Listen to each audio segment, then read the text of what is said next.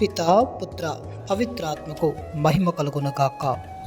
నేటి కారుణ్యవాక్కు. తుచ్చ విషయాశక్తితో త్రాగుడుతో చీకు చింతలతో మీ హృదయములు మందము కాకుండా అప్రమత్తులై ఉండు. లూకా సువార్త 21వ అధ్యాయము 34వ వాక్యము. ప్రియ సహోదరి సహోదరులారా, నేటి వాక్యములో యేసు ప్రభు మనకు ప్రేమతో నిండిన ఒక హెచ్చరికనిస్తున్నారు.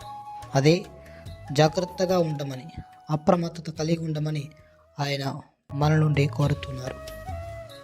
ఈ లోకములో తుచ్చ విషయాలతో వ్యామోహాలతో మన జీవితాలను వృధా చేసుకోవద్దు. మన హృదయం ఫోన్లోని ఒక బ్యాటరీ లాంటిది. మన జీవితం ఎంత అందంగా ఉన్నా, మన జీవితం ఎంత మంచిగా ఉన్నా, మన హృదయం అనే బ్యాటరీ సరిగ్గా లేకపోతే మన జీవితం నడవదు.